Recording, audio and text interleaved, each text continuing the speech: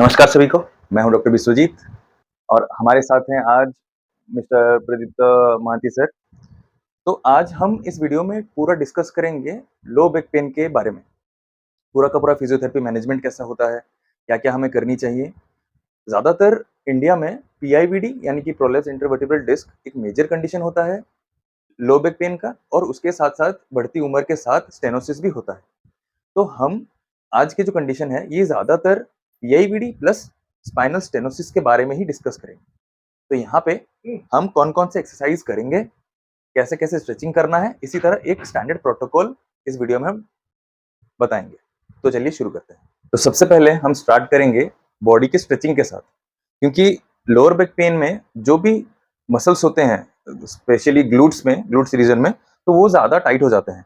तो उसको हमें पहले मैनेज करना है। तो हम स्टार्ट करेंगे पायरिफॉर्मी स्ट्रेच के साथ। सर अपने घुटनों को बेंड करिए, एक के ऊपर एक दूसरा पैर रखिए। ओके। तो अगर हम सेल्फ स्ट्रेचिंग करेंगे तो हम फिगर ऑफ 4 स्ट्रेच कर सकते हैं। अगर थेरेपिस्ट स्ट्रेचिंग करेंगे तो 2 पोजीशन में कर सकते हैं, एक इस पोजीशन में और दूसरा ये लेग को सीधा रख के भी, इसको सीधा रख के भी ऑपोजिट शोल्डर के साइड पे हम स्ट्रेच दे सकते हैं। इसे कहते हैं पायरिफॉर्मी स्ट्रेच। यहाँ पे इनको ग्लूट्स रीजन में पेन फील होगा, मतलब स्ट्रेच पेन फील होगा। उसे 10 to 20 सेकेंड्स होल्ड करके रिलैक्स कर देना है। ये पायरिफॉर्मी स्ट्रेच सेम हम दूसरे साइड में भी करेंगे।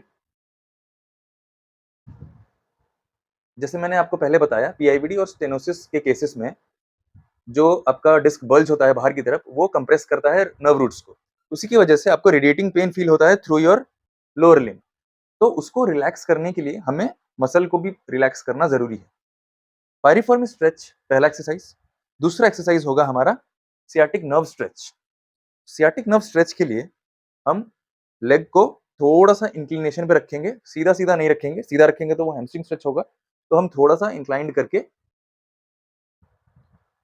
हम स्ट्रेच करेंगे और बार बार हम पूछेंगे, सर ज्यादा पेन तो नहीं हो रहा सर? ठीक।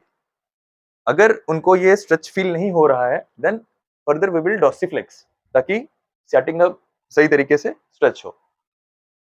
इसे भी 10 to 20 सेकेंड हम होल्ड करके रखेंगे एंड देन रिलीज।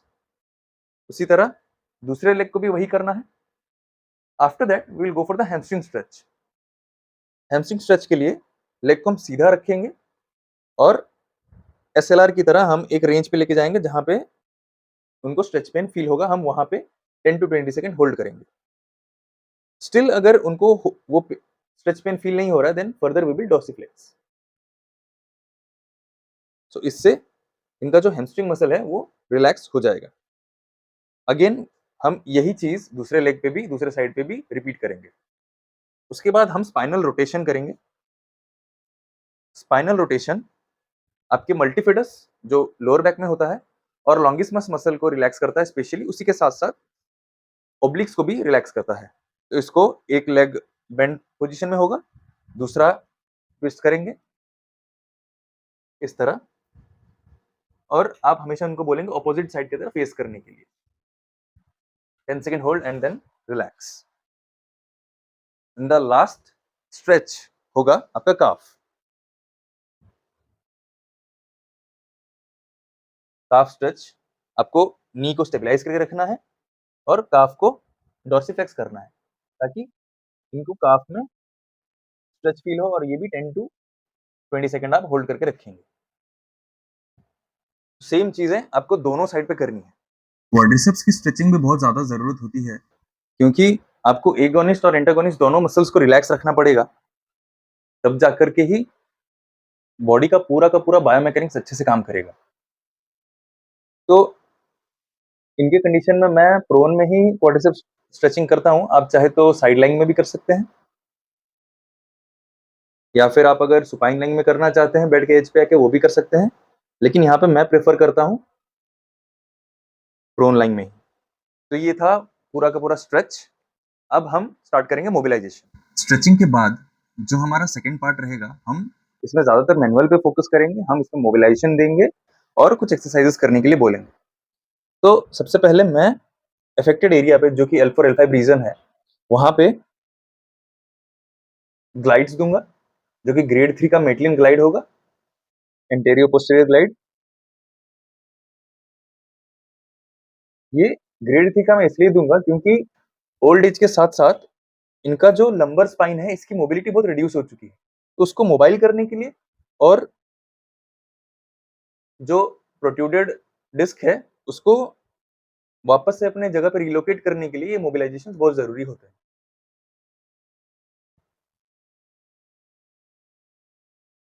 मैं ये जो ग्लाइड्स है ये डायरेक्टली इनके स्पाइन पे नहीं दे रहा हूँ, थोड़ा सा बाहर की तरफ स्पाइन के यानी कि थोड़ा सा लेटरल साइड पे दे रहा हूँ, मस्कुलर जोन पे, ताकि पूरा का पूरा लोड इनके स्पाइनस प्रोसेस पे ना आए। अगेन मोबिलाइजेशन देने के टाइम आपके शोल्डर्स हमेशा स्ट्रेट, एल्बो स्ट्रेट रहने चाहिए और आपकी जो फोर्स है वो आपके बॉडी और शोल्डर से ही आए। आप एल्बो से ये ना करें, सिर्फ आपके बॉडी वेट और आपके शोल्डर से ही ये प्रेशर नीचे जानी चाहिए। स्पेशली पीआईवीडी के केसेस में हमें एमडब्ल्यूएम ज्यादा बेनिफिट देता है, तो हम कोशिश करेंगे यहाँ पे एमडब्ल्यूएम यूज करने की। सर उठिए, मैं मोबिलाइज करूंगा और सर उसी के साथ साथ को जानते कोबरा पोज करेंगे ताकि ये एक्सटेंशन मेंटेन रहे। अगेन नेक्स्ट, हाँ 2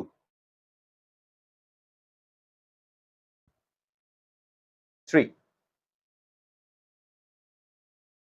अगर डायरेक्ट पाम पे हाथ रख के पुशअप्स नहीं कर पा रहे हैं, कोबरा स्ट्रेच नहीं कर पा रहे हैं, तो एल्बोज रख के भी कर सकते हैं, कोई प्रॉब्लम नहीं है। उठुन सर, वेरी नाइस। आउथरे, तो हमें ये 10 रेपिटेशन तक करने हैं।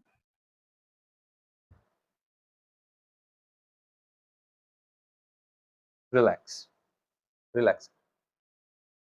उसके बाद हम इसे लोअर लिम्ब के साइड से भी कर सकते हैं, हम पोस्टीरियर एसएलआर करके भी लोअर बैक की स्ट्रेंथनिंग उसके साथ मोबिलाइजेशन कर सकते हैं। एक लोटा उठिए सर।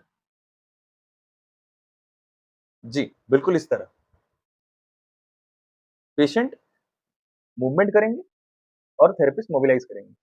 इससे ज्यादा जल्दी आपको रिजल्ट्स शो होते हैं क्योंकि आपके बैक एक्सटेंसर्स भी स्ट्रांग होते हैं और साथ के साथ आप मोबिलाइज भी कर रहे होते हैं, तो जो भी कंप्रेशन हुआ होता है वो सारी चीजें रिलीफ हो जाती है।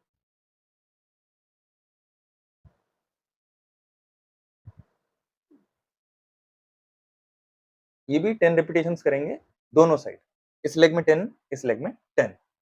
Okay relax. इसके बाद हम स्पाइन को मोबाइल करने के लिए, स्पाइन की मोबिलिटी बढ़ाने के लिए हम मोबिलिटी ट्रेनिंग करेंगे। सबसे अच्छा मोबिलिटी ट्रेनिंग होता है कैट एंड काउ, जो कि पूरा स्पाइन का फ्लेक्शन और एक्सटेंशन को बैलेंस करता है। तो सर हम कैट एंड काउ करेंगे। पहले कैट, कैट के टाइम पे आप इनहेल करेंगे और अपने बट्स और हेड को नीचे करेंगे, देन काउ ब्रीद आउट करेंगे और अपने हिप को बाहर करेंगे। अगेन कैट, इनहेल करेंगे, हिप्स को अंदर करेंगे एंड काउ ब्रीद आउट करेंगे, हिप को बाहर करेंगे। Cat, very nice,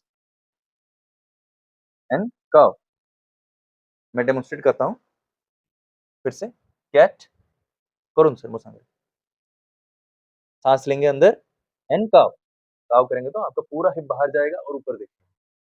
again cat, नीचे देखेंगे, सांस अंदर लेंगे एंड काउ, पूरा हिप बाहर करेंगे और ऊपर देखेंगे। ये 10 रेपिटेशंस। और कैट के टाइम पे ब्रीद इन, काउ के टाइम पे ब्रीद आउट।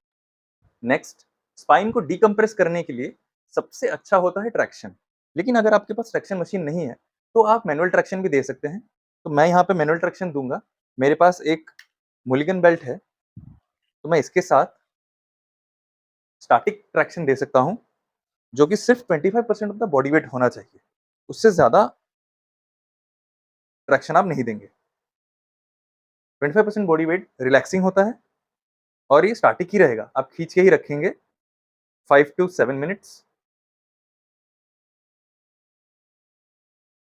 मैं यहाँ पे अपने आर्म्स रेस्ट पे रख रहा हूँ ताकि बेल्ट स्लिप ना हो जाए। तो आपको ये पोजीशन मेंटेन करके थोड़ा सा पीछे लीन होके एक ट्रैक्शन फोर्स क्रिएट करके 5 to 7 मिनट्स इसी पोजीशन को होल्ड करके रखना है। इससे सारे वर्टिब्रास जितने भी हैं सारे डिकम्प्रेस होंगे और वो डिस्क को स्पेस मिलेगा ताकि वो अपनी जगह पे अच्छी तरह से सेट हो जाए। इससे सारे के सारे लोअर बैक के मसल्स स्ट्रेच भी होते हैं, जिससे एक रिलैक्सेशन फील होता है।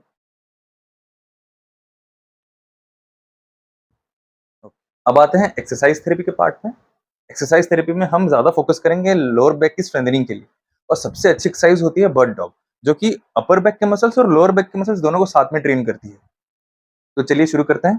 चलो सर, 1, थोड़ा सा सपोर्ट करेंगे, down, 2, very nice, down, 3,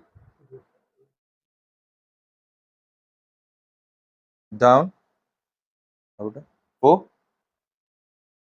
very nice, down. ये भी हम 10 रेपिटेशंस करेंगे।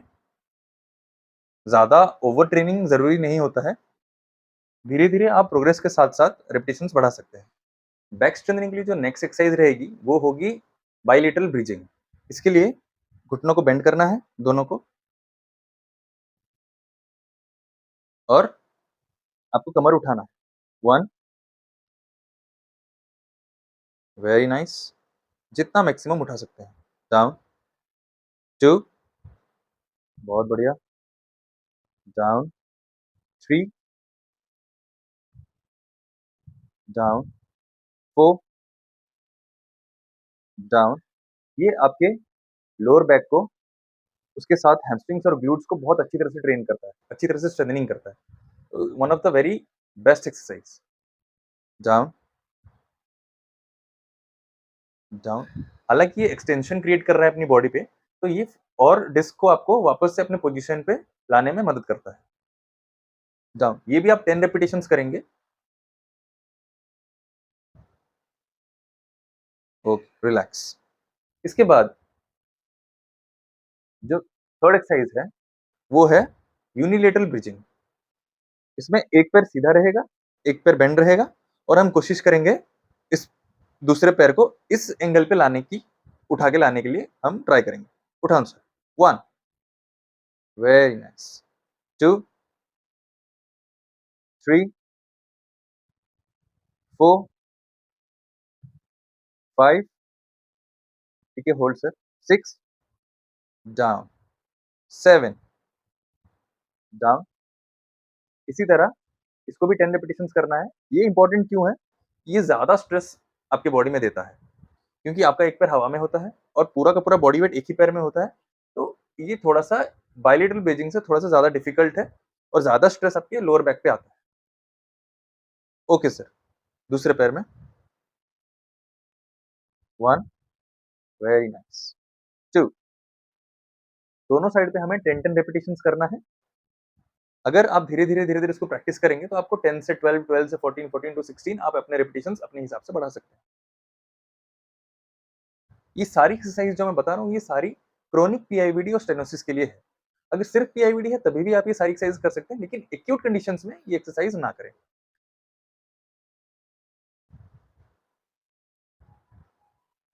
Okay sir, relax. स्टार्टिंग के कंडीशंस में जब पेशेंट पेन कंप्लेन करते हैं, उस टाइम पे हम कभी भी फ्लेक्शन एक्सरसाइजेस यानी आगे झुकने के एक्सरसाइजेस नहीं करते। हम हमेशा एक्सटेंशन एक्सरसाइजेस करते हैं, ताकि बैकबोन जो होता है वो सीधा होकर रहे, एक्सटेंशन हो और डिस्क अपनी जगह पे वापस से रिलोकेट हो जाए।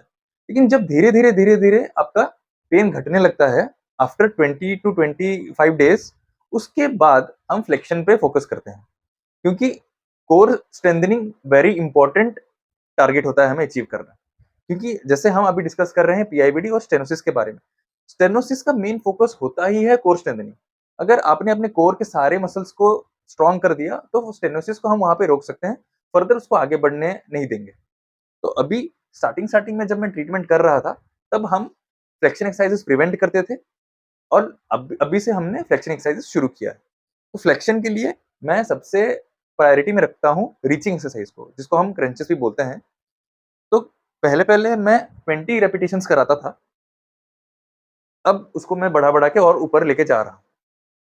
तो आप जो पेशेंट होंगे वो क्रूड लाइन में होंगे, घुटने बेंड करके स्टेबलाइज करेंगे आप नीज को, और टारगेट देंगे रीच करने के लिए। छुओ तो sir, 1, 2, 3, 4, very nice. 5, 6, 7, 8, 9, 10, 11, 12, 13, 14, 15, 16, 17, 18, 19 and 20. Okay, relax. तो धीरे-धीरे हम इसको बढ़ा भी सकते हैं। इससे क्या होता है? इससे इनका रेक्टस एब्डोमिनस मसल जो होता है, जो एब्स होते हैं, वो ट्रेन होते हैं, वो स्ट्रॉन्ग होते हैं और आगे के कोर मसल्स को हम ट्रेन कर रहे हैं। सेकंड एक्सरसाइज होगा again bicycle crunches. Bicycle crunches मैंने इसलिए बोला है ताकि इनके चेस्ट मसल्स और एब्स, ओब्लिक्स, ये सारी चीजें अच्छी तरह से ट्रेन हो। क्योंकि देखिए स्टेनोसिस जो कंडीशन होता है, ये हम उसको वापस से पीछे नहीं लेके जा सकते। इसको हम एक जगह पे रोक सकते हैं।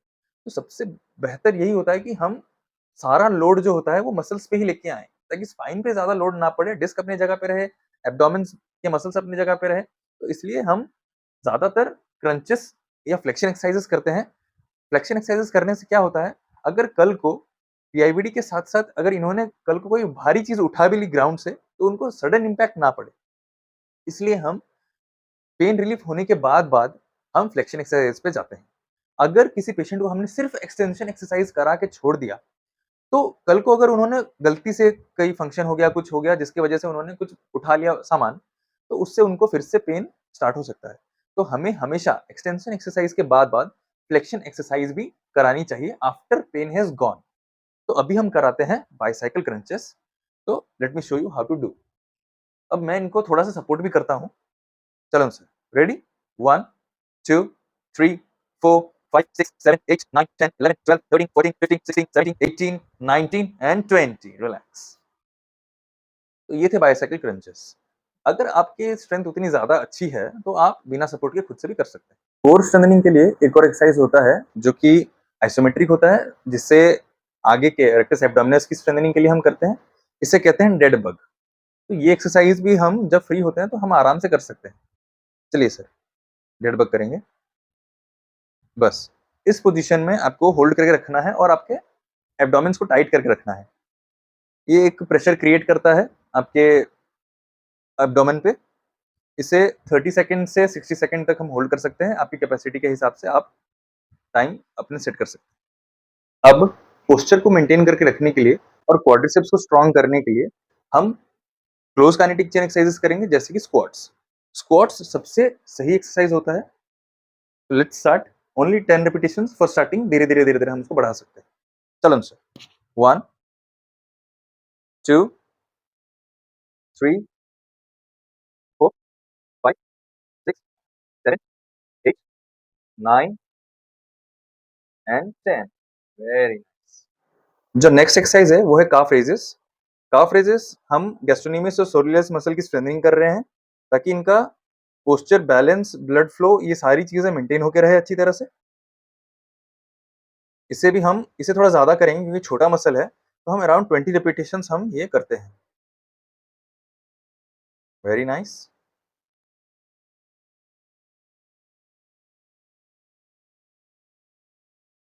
अब हम आ चुके हैं प्रोटोकॉल के सबसे लास्ट पार्ट में। अब हम इलेक्ट्रोमोडालिटी यूज करेंगे। मैं यहाँ पे यूज करता हूँ टेंस। आप आईएफटी भी यूज कर सकते हैं, लेकिन हालांकि इनका कंप्लेन पहले रेडिएटिंग पेन का था, तो मैं अभी भी इनके अफेक्टेड रीजन पे यानी L4 L5 रीजन पे टेंस यूज करता हूँ।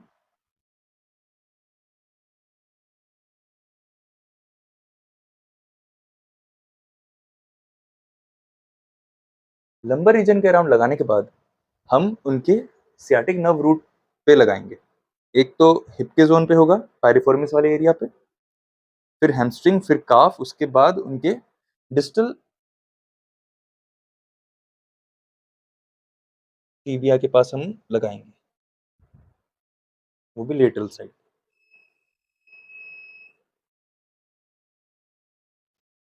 इस वीडियो में मैंने कोशिश की है सारी इंपॉर्टेंट एक्सरसाइजेस और स्ट्रेचिंग आपको बता सकूं, ताकि आपको घर बैठे बैठे इसका ट्रीटमेंट आराम से मिल पाए। आशा करता हूं वीडियो आप सभी को बहुत अच्छी लगी हो। अगर आप चैनल पर नए हैं तो सब्सक्राइब करना ना भूलें और अपना प्यार बरसाते रहें। शुक्रिया, नमस्कार।